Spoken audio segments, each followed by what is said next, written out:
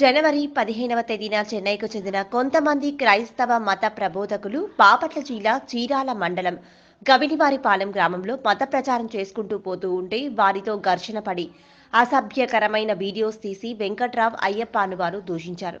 ఆ ఘర్షణకు సంబంధించి వారిద్దరిని అరెస్ట్ చేసి రిమాండ్కు తరలించాము. గుంటూరు ఐజీ, బాపట్ల ఎస్పీల ఆదేశాల మేరకు మతకులపరమైన వివాదాలు ఎవరైనా సృష్టించి హింసలకు పాల్పడితే సహించేది లేదు.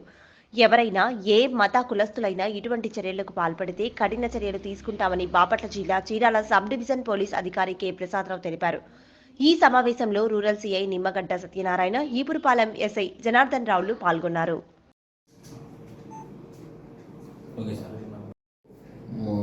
మిగతా విషయాన్ని దర్యాప్తులో తేల్చుకోవడం దర్యాప్తు సాగుతాం. 15వ తారీఖున జనవరి 15వ తారీఖున గవినివారిపాలెం ఏగావారిపాలెం ప్రాంతంలో చెన్నై నుంచి కొంతమంది క్రైస్తవ భక్తులు, లోకల్గా ఉన్న కొంతమంది పాస్టర్లు కలిసి రోడ్డు పైన ర్యాలీగా వాళ్ళు ప్రచారం చేసుకుంటూ వెళ్తుండగా తలెత్తిన సందర్భంలో వెంకట్రావు అయ్యప్ప అని వారు ఒక వీడియో రిలీజ్ చేయడంతో ఆ వీడియో పైన కేసు నమోదు చేసి వారిపై కఠిన చర్యలు తీసుకుని వారిని అరెస్ట్ చేసి రిమాండ్ పంపించడం జరిగింది.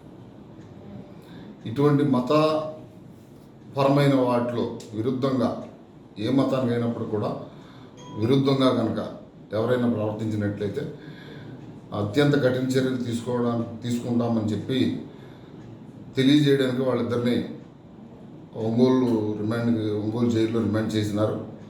కాబట్టి ఎవరు కూడా మతపరమైన సున్నితమైన అంశాల్లో ఇటువంటి వీడియోలు కానీ ఇటువంటి ప్రచారం కానీ చేసినట్లయితే కఠిన చర్యలు తీసుకుంటామని చెప్పేసి బాపట్ల ఎస్పీ గారు వకుల్ జిందాల్ సారు,